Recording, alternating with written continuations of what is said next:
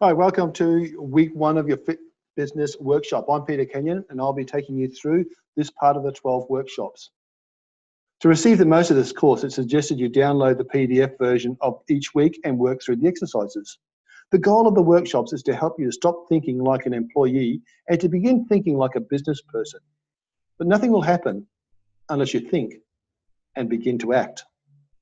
Week one, it's about making it your business, not your job, right?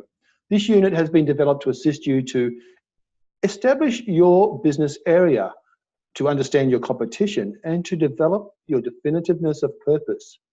Also to identify your niche market. Some facts about the industry before we go on. A high disposable income and a love of fitness has made personal training a high growth industry in Australia.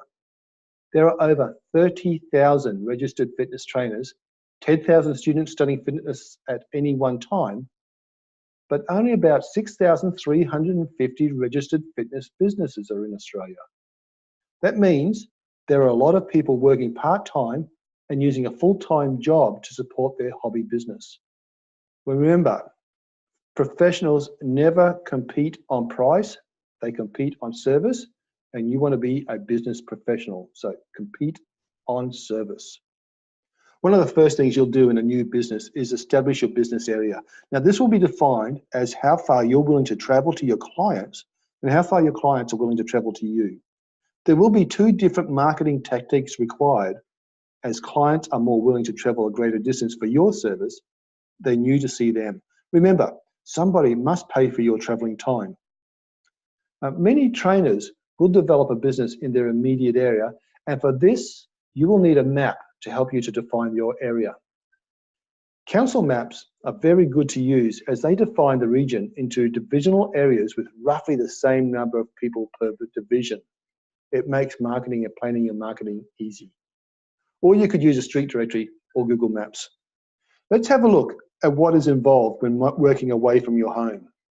You can either train clients in the park or in their home. Of course, you can always be associated with a gym and train clients there, but I would look very carefully at this proposition before locking in with any gym as a personal trainer. You're not in business if you're working for someone else. Let's look at working from a park. Using your map, circle the parks in your proposed area and list them on the table on page 1 and page 2 of this week's worksheet. Now it's time to do some legwork. You'll have to visit these parks to establish if they have the correct facilities to run a training group in. The facilities you're looking for include toilets, drink fountains to replenish water for you and your clients, trees or shelters that offer shade for working out or to shelter from the rain. Nothing kills an outdoor personal training business like wet weather. You're looking for features in the park like steps, poles, railings, flat areas for running, or exercise equipment that's already in place that you can incorporate into your training programs. Establish if there are trainers already using the park, and if so, what times. You don't want to barge in on another trainer's space or time. Remember, treat people as you would like to be treated. And be prepared for when a trainer starts barging into your space. Will you be interfering with the public's use of the park? Well, for example, will you be blocking paths or using picnic tables? You shouldn't interfere with the public's intended use of the space. Are there car parks for your clients? Is there a car park for you that's close to where you want to do the workout? Or are you going to have to find some way to lug a lot of equipment across the space? Now go down to the parks and record their details on the table provided. Of course, your business area may be working from home. Is your home appropriate for running up your personal training business? Do you have a separate work area to personal living area, or will business and personal life be sharing the same space? Will sharing the space affect others in your household? Will running a business from home affect others in the community? For example, will you be taking out parking spaces that will be almost your neighbour's space? They'll consider that space in front of their house is their space, and are you conditionally parking out the street or the cul-de-sac? Other equipment you're using, like treadmills. Treadmills can be noisy on a wooden floor. Is equipment noisy and going to affect your neighbour's peace? Will you be playing music? Will you be a noisy gym? And will this noise affect the peace in the neighborhood? Task 2 for this week is knowing your competition. So you're looking about running ahead of the pack if you can get ahead of the pack. Earlier, we talked about the number of people being trained in the fitness industry. So now you have to ask yourself, where are they? What effect will they have on your business? So your task this week is to go to the worksheets on pages 2 and 3, and you'll see a table similar to this. On it, you've got competitors' name, location, service and cost, number of clients. You're going to now do some research on your competition. Who are they? Where do they work from? What do they charge? And when you go down to the park to see where they are, how many clients are they dealing with? When you're looking at the park, what are the advantages of their service? What are the disadvantages? And how would you do it differently? So what you're doing is investigating your competition, seeing the pros and cons of the way they run the business, and could you do it differently? For example, does your competitor in the park, you're watching them in the park and they are training 10 people. That's a good idea for you. 10 people at one time, that's an excellent idea. But what if they were training 10 people and the disadvantage is they're not giving them personal service? They are no longer personal trainers. They're group trainers. And there are some people who are being ignored or overlooked during the training session. How would you do that differently? The next thing we're looking at is developing your definitiveness of purpose. Napoleon Hill coined the phrase, and definitiveness of purpose, according to Napoleon Hill, is definitiveness of purpose will teach you how to save the wasted effort, which the majority of people expend in trying to find their life work. This lesson will show you how to do away with the aimlessness and fix your heart and hand upon some definite, well-conceived purpose as a life work. Your study of business will require readings from people like Napoleon Hill, Peter Drucker, Dale Carnegie, Anthony Robbins, just to name a few. Books from teachers like Napoleon Hill are almost 100 years old, but their lessons are just as relevant today as they were back then. Why? Time and technology change, but people don't change. You're in the people business, so you must learn to deal successfully with people, and the first person you must learn to deal with is you. At this point, you've established the area to develop your business. You've looked at the competition to see where they are, who they are, and what they are offering. During this process, you've noticed quite distinctly what was working and what was not working with your competitors' client base. You will also noted who the client base was, their age and their gender, and the type of services that attracted that client base. If you haven't done this yet, you'll do it by the end of the week, hopefully, or next week or so, because you must do it. Every successful person does this, and you're no different if you want to be successful. This is the stuff that needs to be done before you start marketing to attract your clients. This needs to be done so you can start thinking about who you are and what you want to do. This will help to create your definitiveness of purpose.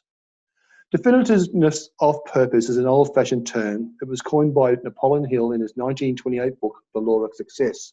Today, we probably use mission statement to define our purpose for doing business. A mission statement outlines the aims and values of the company or organization. And having a well-defined purpose not only increases your chance of being successful, but gives you a reason for doing the thing you are doing. Many businesses have their mission statements on the website, so you can go online and see how they're written.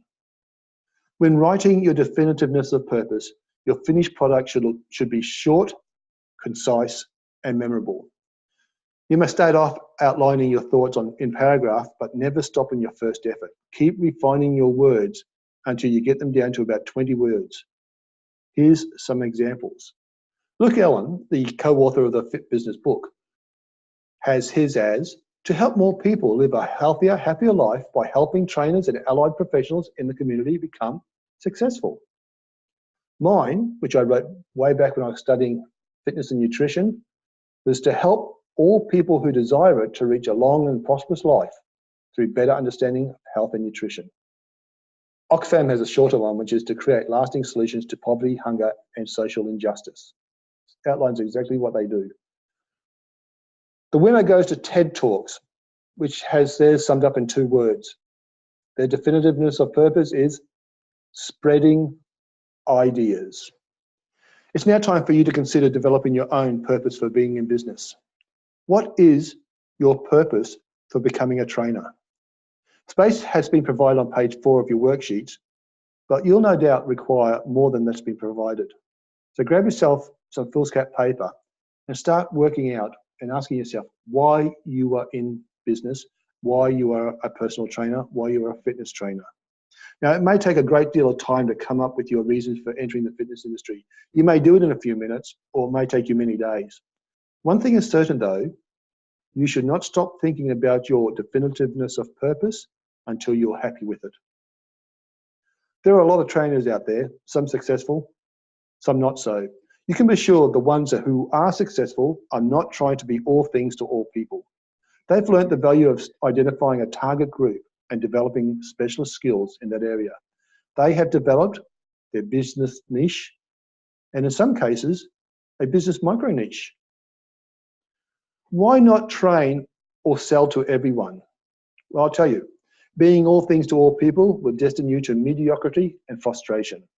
It's easy and tempting to take on every client that comes your direction.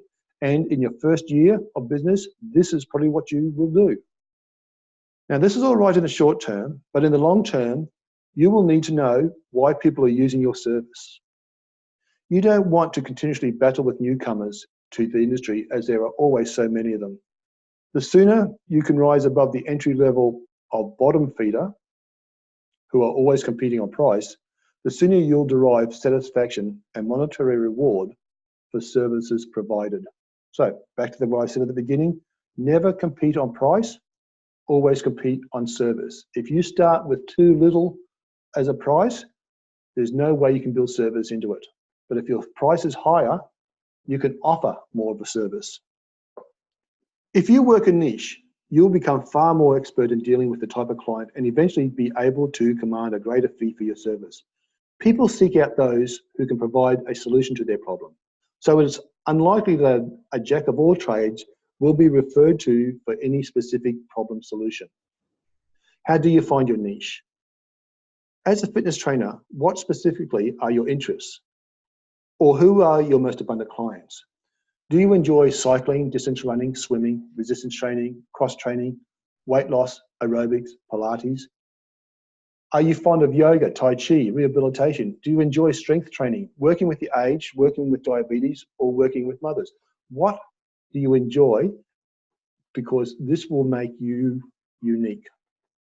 On page 5 of your worksheets, you'll find an area for you to list 1 to 4 of your interests in the fitness industry, or to record the category that's most abundant in your clients. Your interest may not be one of those already mentioned, so feel free to just add it. As a personal trainer, my first client was a person with multiple sclerosis. I knew very little about this condition before I started and did a crash research course before she arrived. But over the months, my knowledge increased, my way of training modified, and before I knew it, I had more clients with multiple sclerosis. Now, they were talking about me within their network because I was getting results. I developed quite a business with this niche group, but had I known of this course and the Fit Business book at the time, I would have known to charge a greater fee for this specialist service. The final task for this week is to give some thought as to finding yourself a mentor.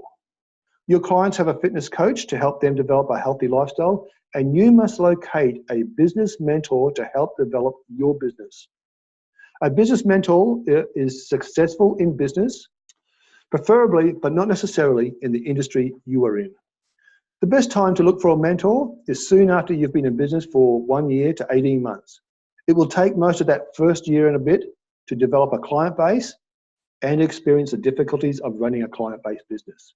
12 to 18 months is long enough to find out what works for you and to discover you don't have all the answers to all the problems that arise.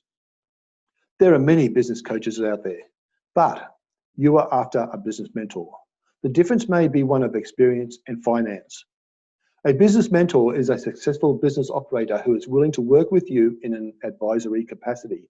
A business coach, on the other hand, may have a strong knowledge of business principles, but no actual experience of being a successful business owner. A business mentor will be giving their time willingly, while a coach will be charging for their time. You may find a business mentor at your local Chamber of Commerce, or you may contact a successful business person directly and ask if they would be prepared to mentor you to help with business growth. Now that concludes this week's workshop. You have a bit to do this week as you adjust your thinking to become a business person, but remember, nothing changes if you don't change. And when you finish this module, contact me and I'll send you the next module. If you have any questions while working through this module, please feel free to contact me and I will assist you where I can. Enjoy this module, enjoy this week, enjoy growing as a business person.